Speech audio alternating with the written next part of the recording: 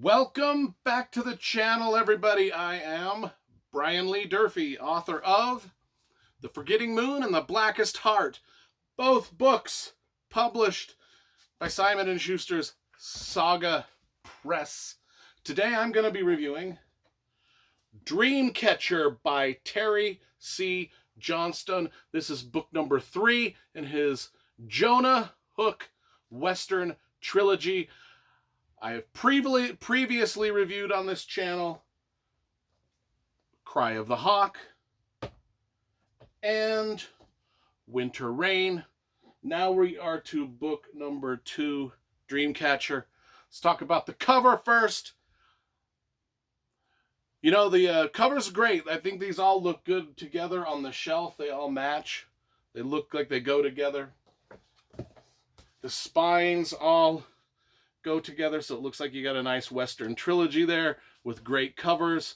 So we give the publisher props for that. However, they did not mention who the cover artist was, so I can't give a shout out to the cover artist. Anyway, this trilogy came out in 1992, 93, and 94, and I've got to tell you guys, of all the Western novels I've read, and I've read a lot, this trilogy seems to be the most steeped in realistic Western history and lore and just overall accurate things about how things would have been in the Old West.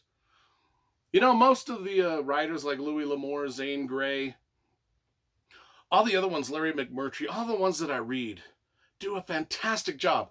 But I'm telling you, this trilogy here has more history packed into it. Like that oh. Good Christ almighty. All right. We'll edit most of that stuff out. What was I talking about? Just how steeped in American history these things are. If you ever watched that show, Hell on Wheels, and you could see that those guys were trying to pack everything into every bit of a Western history into that TV show that they could. This trilogy does the same, but it does it better. Absolutely better. Let's put these things back up. Hope they don't fall over. So, like the outlaw Josie Wales, that's how this trilogy starts. Our main character, Jonah Hook, is a Civil War soldier. The war is over. He comes back to his homestead in Missouri, and everybody's gone. His 2 boys, his young daughter, and his wife have been kidnapped. The homestead has been burnt to the ground, and now he goes on a search for them. So there's like a search tale, a quest tale, and a revenge tale. And it takes 3 books to tell the whole thing. And my gosh, it is packed with action and everything else you could ever want in a Western. Just the gunslinging, the Native American lore, the gold miners, the gunslingers, the gunfighters, and then the antagonists are the Mormon Church and the polygamists, and we're going to get into that a little bit later. So in this book, he's been searching for 10 years for his family in these 2 books. So this book starts 10 years into his search. Now, keep in mind, in these 2 books here, a little bit of a spoiler warning, he's found his daughter. He sent her off to a boarding school in New York. One of his sons was killed, and now he's got his oldest son with him searching for his wife. They still have not found his wife. She is, of course, been kidnapped by the Mormon Church to become a polygamist wife of one of the Mormon elders and been whisked off to Utah. But, Jonah doesn't know that. He's got to search. So he's still on this quest. Now he's got his oldest son, Jeremiah, with him, and his good friend, Two Sleep, the Shoshone Indian guide / tracker / do-it-all, know-everything companion. So now the 3 of them are on this search for his wife. His wife has been kidnapped by Jubilee Usher, a day-night, well, he was originally kidnapped by Jubilee. Jubilee was a day-night assassin under Brigham Young. Now, Brigham Young had these avenging angels. They were called the avenging angels. They were called the day-night assassins. Back in the Old West, they were kind of, what did they say? Brigham Young would say, go kill so-and-so, and the assassins would go out and kill so-and-so in the name of God and in the name of the church. They were sort of like the ISIS of the Old West, only probably a lot more brutal if you really know their history. Now, Jubilee Usher used to be, in these two books, pretty beholden to Brigham Young. But Brigham Young sort of betrayed Jubilee Usher and his band of day-night assassins by pinning the Mountain Meadow Massacre onto a fellow day-night named John D. Lee. This is real history. When I say these books are steeped in real history, we get into some of the more darker secrets of the Mormon Church.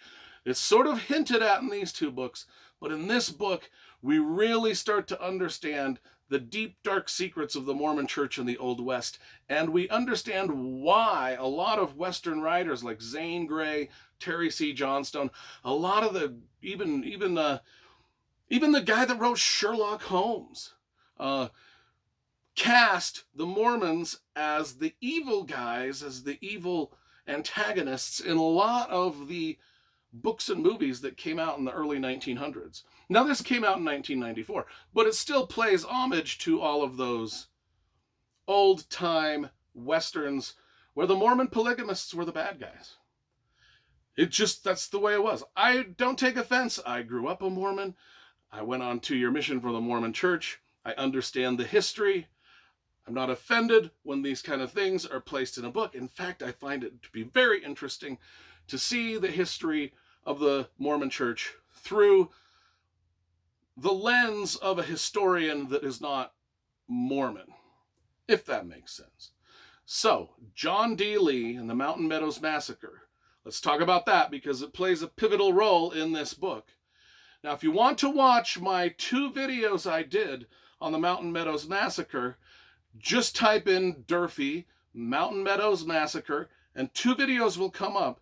I visited the Mountain Meadows Massacre site down in southern Utah where the massacre took place. If you want to know what that massacre was all about, just watch that video. I also did a follow-up video where I reviewed some books about the Mountain Meadows Massacre, and where I found out some of my relatives, namely Jabez Durfee, worked under John D. Lee and took part in that massacre. Anyway, we'll boil down the massacre. There was a wagon train coming through Utah. Those people were bragging that they had killed Joseph Smith, that they had taken part in killing Joseph Smith, the prophet of the Mormon Church. They got the people down in southern Utah all riled up. So the people down in southern Utah went out, found the wagon train, and massacred the entire wagon train. To the tune of, close to 200 people they killed.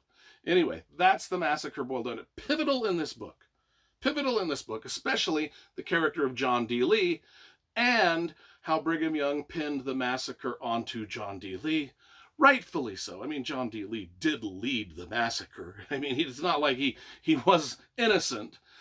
But Jubilee Usher, the character in this book, doesn't like that Brigham Young pinned the massacre onto John D. Lee. Now he's got this wife, Greta, that he stole from Jonah Hook, our main character.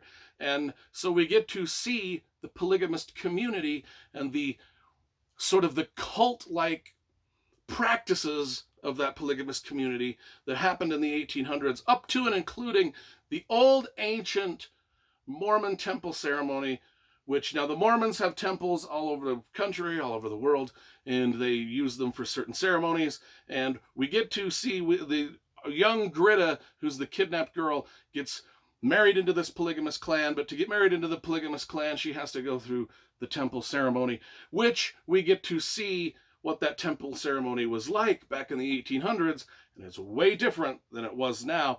But if you search history, you know that Terry Johnston did his research, and he got that temple ceremony 100% correct, which adds a level of pagan gloom over this entire story, which is really about a Civil War veteran seeking revenge on the people that destroyed his homestead. And as he gets the help of the Shoshone and the Apache and the Comanche, and it's in a lot of gunfighters, and there's a lot of the old building of the railroads and all of those things. It's just such a great story, steeped in a lot of the dark Mormon history of the time,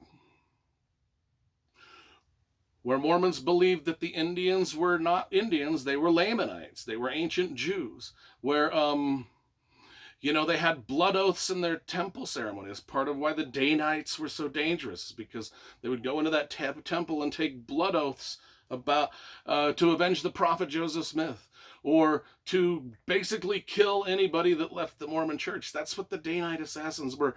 And this is what Jonah Hook is going up against. He's going up against these ruthless assassins, like I said, equivalent to the ISIS of the West. Now, if you read John Krakauer's Under the Banner of Heaven, he actually talks a lot about the Danite assassins and Brigham Young's avenging angels. And he actually coined that phrase, that they were the ISIS of the West. So I didn't do that. Another angle that we get told about in this story is the Chinese, how they came over to America to help with the railroads.